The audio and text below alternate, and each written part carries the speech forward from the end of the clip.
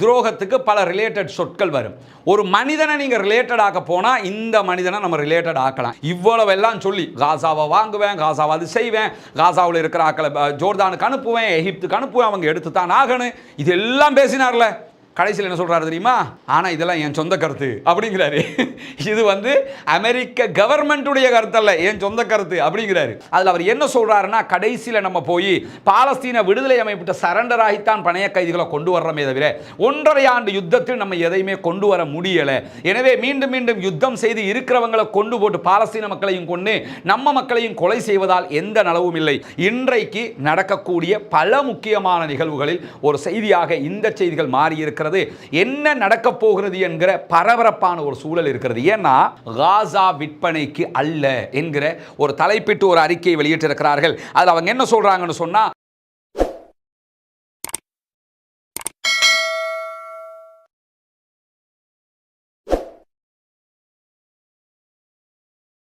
அஸ்ஸலாமு அலைக்கும் வரஹ்மத்துல்லாஹி வபரகாத்துஹு. அன்பிற்கினிய சகோதர சகோதரிகளே, நம் அனைவர் மீதும் ஏக இறைவனுடைய அமைதியும் கருணையும் உண்டாகட்டுமாக என்கிற உயரிய பிரார்த்தனைகளோடு பாலஸ்தீனத்தினுடைய காசாவிலும் காசாவை சுற்றி இருக்கக்கூடிய பகுதிகளிலும் என்னவெல்லாம் நடக்கிறது இந்த சீஸ்ஃபயருடைய நாட்களிலும் என்கிற செய்திகளைத்தான் தொடர்ந்து நாம் பார்த்து வருகிறோம். இன்றைக்கு சீஸ்ஃபயர் யுத்த நிறுத்தம் ஏற்பட்டு 24வது நாளாக இருக்கிறது.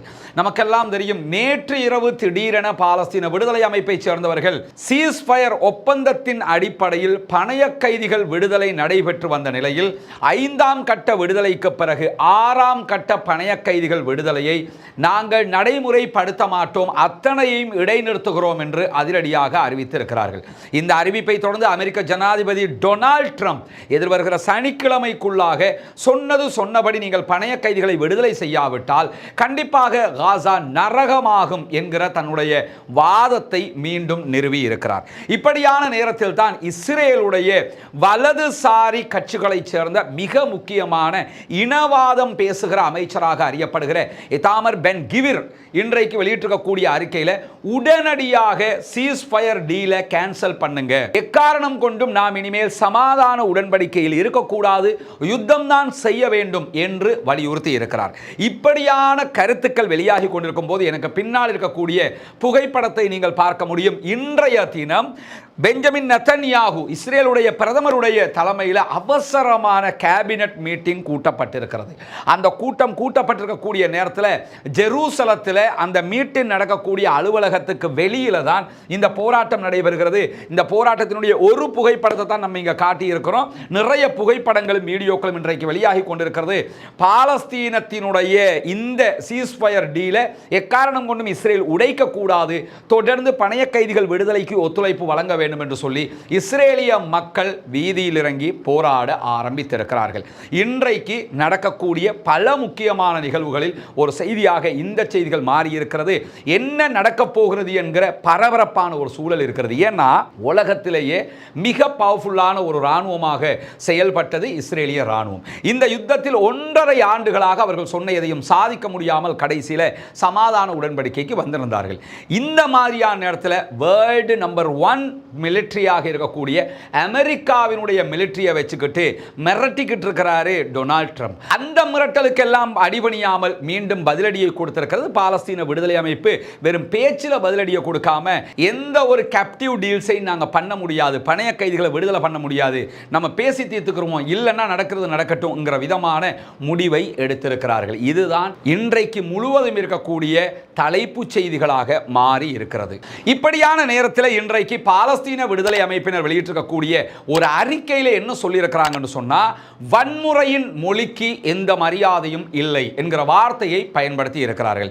டொனால்ட் ட்ரம்ப் ஒன்றை புரிந்து கொள்ள வேண்டும், பணைய கைதிகளை சமாதான உடன்படிக்கையினூடாக மட்டும்தான் நீங்கள் மீட்டெடுக்க முடியுமே தவிர மீண்டும் வன்முறையை பயன்படுத்தி மீட்டெடுக்கலாம் என்று நினைக்காதீர்கள்.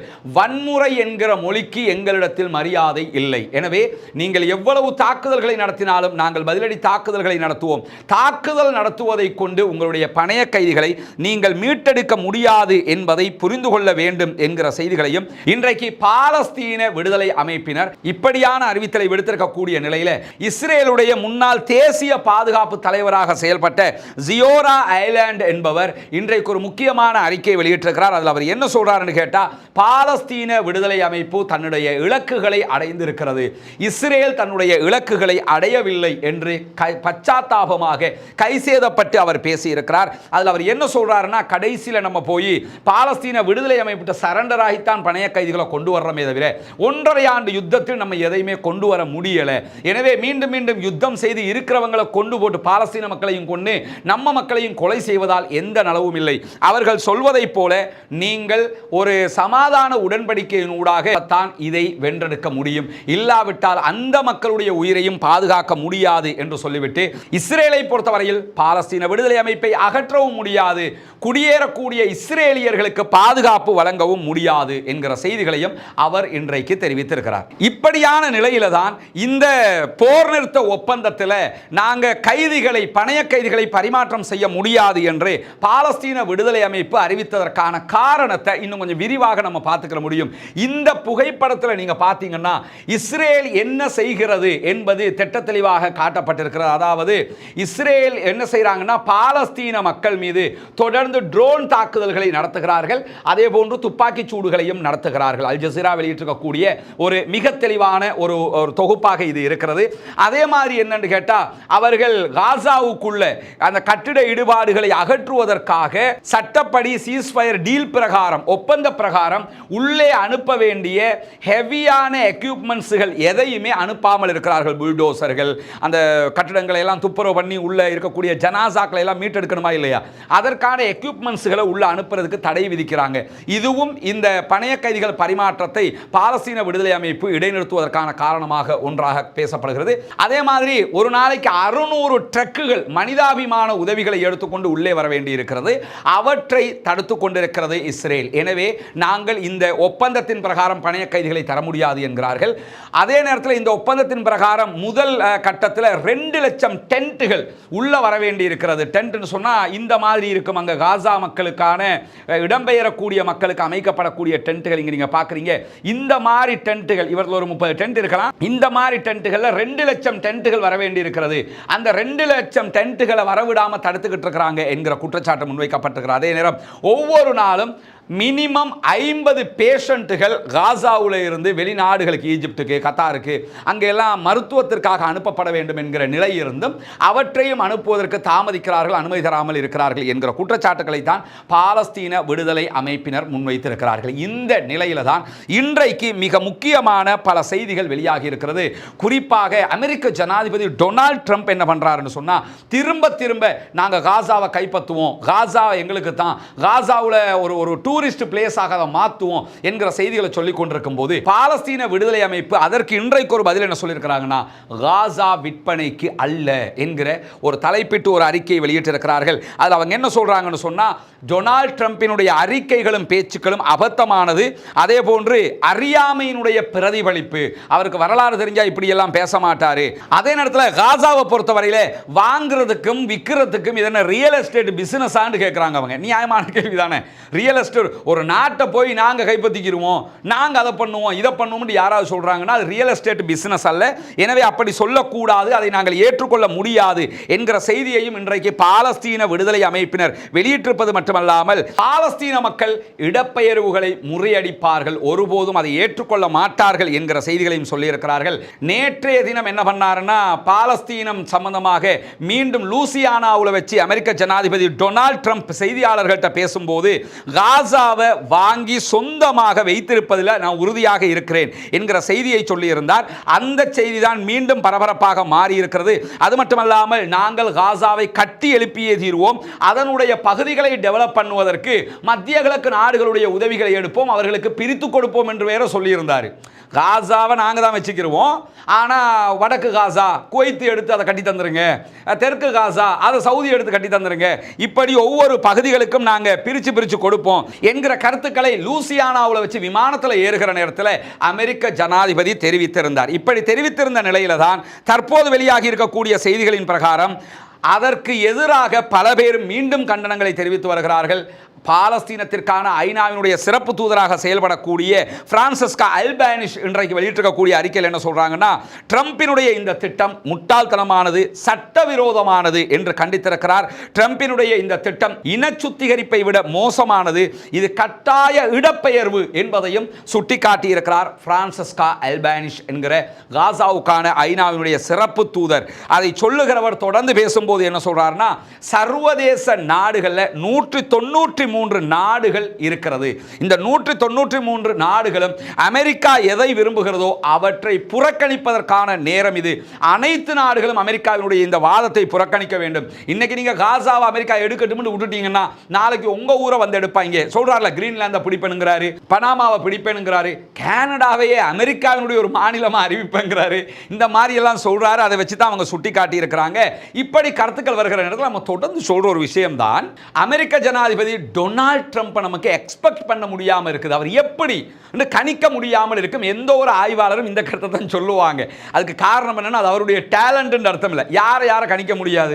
இப்ப தமிழக மக்களுக்கு தெரியும், எச் ராஜாவை கணிக்க முடியுமா? நமக்கு கணிக்க முடியாது. ஸ்ரீலங்காவை நம்ம எடுத்துக்கிட்டோம்னா விமல் வீரவன்சையை கணிக்க முடியுமா? நமக்கு கணிக்க முடியாது.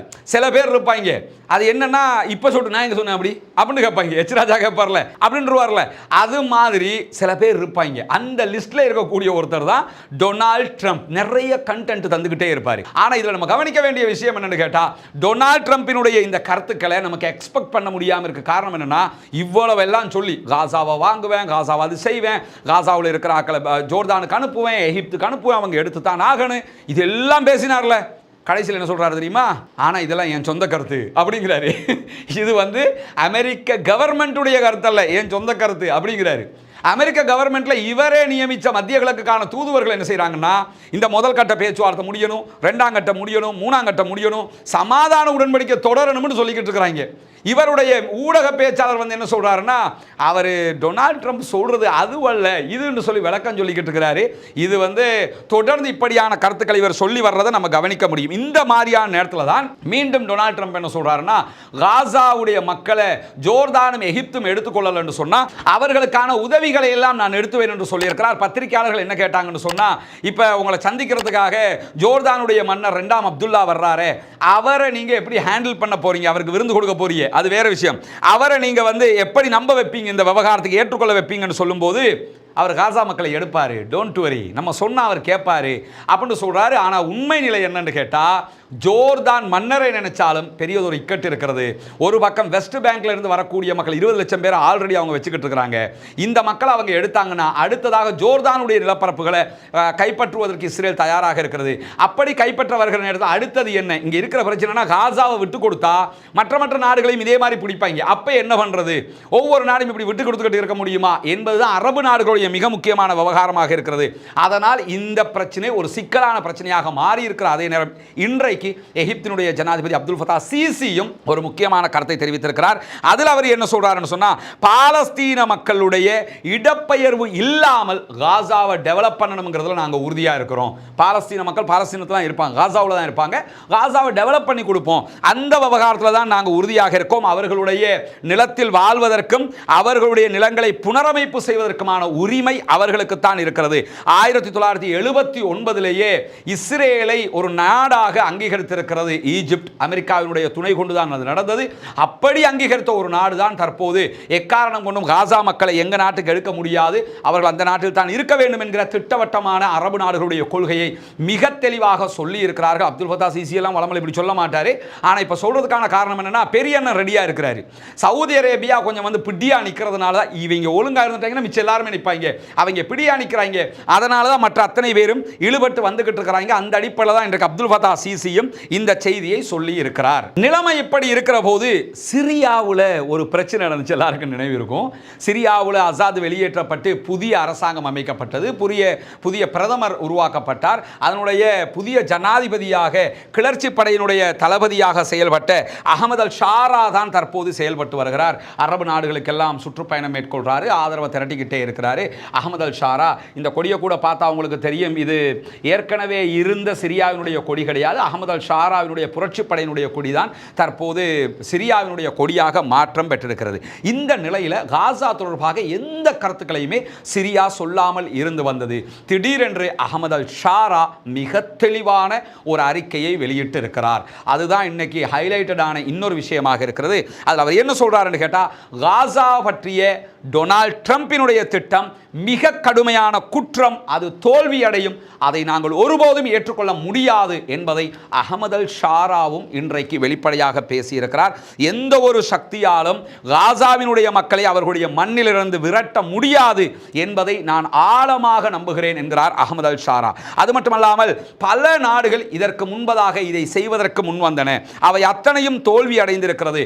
கடந்த 1.5 ஆண்டுகளாக இஸ்ரேல் இதைத்தான் செய்வதற்கு யுத்தமே செய்தது, அதிலும் அவர்கள் தோல்வி அடைந்திருக்கிறார்கள். எனவே பாலஸ்தீன காசாவிலிருந்து மக்களை வெளியேற்றுறதுங்கிறது பேசுறதுக்கு வேணும்னா அழகா இருக்கும், நடைமுறை சாத்தியமற்றது, பாலஸ்தீன மக்களை நீங்க வெல்ல முடியாது என்கிற அழுத்தமான கருத்தை சொல்லி இருக்கிறவர் 80 ஆண்டுகளுக்கு மேலான இந்த சண்டையை பொறுத்தவரையில் அவர்களை வெளியேற்றுவதற்கு நடந்த அத்தனை முயற்சிகளும் தோல்வியில் தான் முடிந்திருக்கின்றன. வெளியேறியவர்கள் கூட தற்போது கவலையோடு இருக்கிறார்கள். நாங்கள் ஏன் காசாவை விட்டு வெளியேறினோம் என்று சொல்லி சிரியாவில் இருப்பவர்கள், லெபனானில் இருக்கிறவங்க, ஜோர்தானில் இருக்கிறவங்க, ஈஜிப்டில் இருக்கிறவங்க, கத்தாரில் இருக்கிறவங்க எல்லாம் கவலைப்பட்டு கொண்டுதான் இருக்கிறார்கள். எனவே ஒவ்வொரு தலைமுறையும் காசாவில் கற்றுக்கொண்ட மிக முக்கியமான பாலஸ்தீனிய பாடம் என்னவென்று சொன்னால், எங்களுடைய நிலத்தை நாங்கள் பாதுகாக்க வேண்டும் என்பது. அது அனைத்து நாடுகளில் உள்ள மக்களை விட, அந்தந்த நாடுகள் மீது அவர்கள் கொண்டிருக்கக்கூடிய பற்றை விட பாலஸ்தீன மக்கள் தங்கள் நாட்டின் மீது கொண்டிருக்கக்கூடிய பற்று அதிகமானது. இப்பொழுது இருக்கிற புதிய தலைமுறையும் எங்கள் நாடு எங்களுக்கு வேண்டும் என்கிற பற்றோடு இருக்கிறார்கள். எனவே ஒரு காலம் நீங்கள் இதை சக்சஸ் பண்ண முடியாது என்கிற கருத்துக்களை இன்றைக்கு அவரும் சொல்லியிருப்பது மட்டுமல்லாமல் 110க்கும் மேற்பட்ட உலகளாவிய தன்னார்வ தொண்டு நிறுவனங்கள் அமெரிக்க ஜனாதிபதி டொனால்ட் ட்ரம்பினுடைய இந்த கருத்துக்களை மொத்தமாக புறக்கணிப்பதாகவும் அறிவித்திருக்கிறார்கள். இப்படியான நிலையில தான் அந்த துரோகம் என்கிற ஒரு வார்த்தை நமக்கெல்லாம் தமிழ்ல தெரியும்ல. இந்த துரோகம்ங்கிற வார்த்தைக்கு ஒற்றை கருத்து என்கிற ஒன்றை தேடி நம்ம சொல்லி சொன்னா எது ரிலேட்டடாக வரும் தேடினா துரோகத்துக்கு பல ரிலேட்டட் சொற்கள் வரும். ஒரு மனிதனை நீங்கள் ரிலேட்டட் ஆக்க போனால் இந்த மனிதனை நம்ம ரிலேட்டட் ஆக்கலாம். யாருன்னு சொன்னால் பாலஸ்தீனத்தினுடைய ஜனாதிபதி என்று சொல்லிக்கிற நாடே இல்லைன்னு சொல்லிக்கிட்டு இருக்கிறாங்க.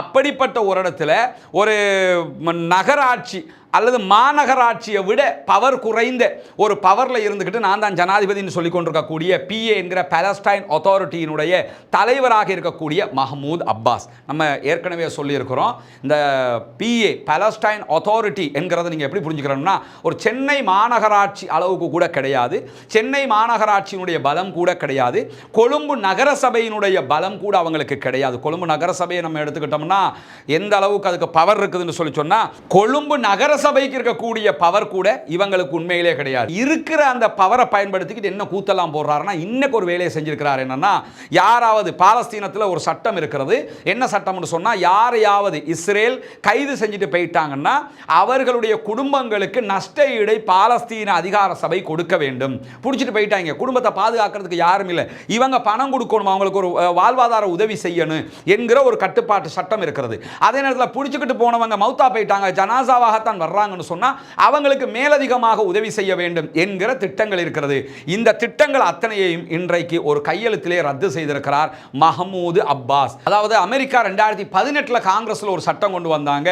இப்படியான இந்த சட்டத்தை பாலஸ்டைன் அத்தாரிட்டி ரத்து செய்யலன்னு சொன்னா, இப்ப இஸ்ரேல் கைது செய்கிறவர்கள், இஸ்ரேலால் கொல்லப்படுகிறவர்களுக்கு உதவி செய்வது என்கிற திட்டத்தை ரத்து செய்யலன்னு சொன்னா நாங்க எந்த உதவியும் உங்களுக்கு பண்ண மாட்டோம். 2018 ஒரு சட்டம் கொண்டு வந்தாங்க.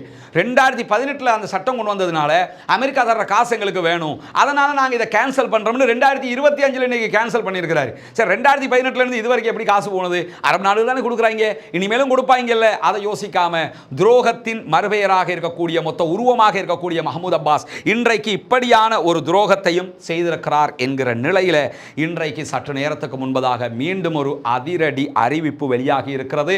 நிறைய பேர் கமெண்ட்ல வந்து கேட்டுக்கிட்டு இருந்தீங்க, அதே மாதிரி நமக்கு மெசேஜ் அனுப்பி கேட்டுக்கிட்டு இருந்தீங்க. பேசுறீங்க, ஏன் யமனை பற்றி பேச மாட்டேங்கிறீங்க, ஹூதிகள் என்ன செஞ்சுக்கிட்டு இருக்கிறாங்கன்னு. ஹூதிகள் கொஞ்ச நாள் ஓய்வில் இருந்தாங்க, இன்னைக்கு திரும்ப களத்துக்கு வந்திருக்கிறாங்க. ஹூதிகளுடைய தலைவர் இன்றைக்கு ஒரு அறிவிப்பை வெளியிட்டிருக்கிறார். அதில் என்ன சொல்லியிருக்கிறார் சொன்னால், தற்போது பாலஸ்தீன விடுதலை அமைப்பு ஹாஸ்டேஜஸ்களை விடுதலை செய்வதை நிறுத்தி வைத்திருக்கிறார்கள். நீங்கள் ஹாஸ்டேஜஸ்களை விடுதலை செய்யலன்னு சொன்னால் தாக்குதல் நடத்துவதாக அமெரிக்காவும் இஸ்ரேலும் மிரட்டல் விடுத்துக் கொண்டிருக்கிறது. மீண்டும் அவர்கள் தாக்குதலை காசா மீது தொடர்ந்தால் உடனடியாக இஸ்ரேல் மீது தாக்குதலை நடத்துவோம், செங்கடலில் வரக்கூடிய அனைத்து கப்பல்கள் மீதும் தாக்குதல்களை நடத்துவோம் என்று இன்றைக்கு பகிரங்கமாக அறிவித்திருக்கிறார்கள். எங்களுக்கு வருகிற இழப்பு எங்களுக்கு பெரியது அல்ல, ஆனால் பாலஸ்தீன மக்களுக்காக நாங்கள் எப்போதும் நிற்போம் என்கிற செய்திகளையும் அவர்கள் சொல்லியிருக்கிறார்கள் என்கிற செய்திகளை சற்று நேரத்துக்கு முன்பதாக அல் ஜசீரா வெளியிட்டிருப்பதை நாம் பார்க்க முடியும். எனவே இவைகள் தான் இன்றைக்கு வெளியாக இருக்கக்கூடிய மிக முக்கியமான செய்திகளாக இருக்கிறது. பாலஸ்தீனம் தொடர்பான செய்திகள் மட்டுமல்ல, சர்வதேச இஸ்லாமிய உலக செய்திகளும் இலங்கையில் நடக்கக்கூடிய மிக முக்கியமான செய்திகளையும் உடனுக்குடன் துல்லியமாக உண்மையாக அறிந்து கொள்வதற்காக ரஸ்மின் எம்ஐஎஸ்சி நியூஸ் என்கிற நம்முடைய சேனலை சப்ஸ்கிரைப் செய்யாத சகோதரர்கள் சப்ஸ்கிரைப் செய்து கொள்ளுங்கள். நம்முடைய வீடியோக்கு கீழே இருக்கக்கூடிய வாட்ஸ்அப் மற்றும் டெலிகிராம் சேனலை இணையாதவர்கள் இணைந்து கொள்ளுங்கள். ஃபேஸ்புக்கில் நம்மை பின்தொடர விரும்புகிற சகோதரர்கள் ரஸ்மின் எம்ஐஎஸ்சி என்கிற நம்முடைய லைக் பேஜில் நீங்கள் லைக் பண்ணிக்கொள்ளலாம். ரஸ்மின் எம்ஐஎஸ்சி என்கிற பெயரில் இன்ஸ்டாகிராம், டிக்டாக், அதே போன்று எக்ஸ் போன்ற வலைதளங்களில் நீங்கள் எங்களை தொடர்பு கொள்ள முடியும். நேரடியாக நம்மை வாட்ஸ்அப் மூலமாக தொடர்பு கொள்ள விரும்புகிற சகோதரர் முன்னால் தெரிகிற என்னுடைய தொலைபேசி மற்றும் வாட்ஸ்அப் இலக்கத்திற்கு தொடர்பு கொள்ள முடியும். பாலஸ்தீனம் வெற்றி பெற வேண்டும், பாலஸ்தீனம் சுதந்திரம் அடைய வேண்டும், பாலஸ்தீன மக்களும் நம்மை போன்ற நிம்மதியானவர்களாக வாழ வேண்டும் என்கிற உயரிய பிரார்த்தனைகளோடு நிறைய பேருக்கு இருக்கக்கூடிய ஒரு டவுட்டு தான், எதற்காக சவுதி அரேபியா திடீரென்று பாலஸ்தீனம் மீது இவ்வளவு பாசத்தை அள்ளி வீசுகிறது என்பது. இந்த கேள்விக்கான மிக முக்கியமான பதிலடங்கிய ஒரு வீடியோவை தயார் பண்ணியிருக்கிறோம். இன்ஷா அல்லாஹ் நாளை காலை நம்முடைய ரஸ்மின் எம்ஐஎஸ்சி நியூஸ் என்கிற இந்த சேனலில் அது வெளியாக இருக்கிறது.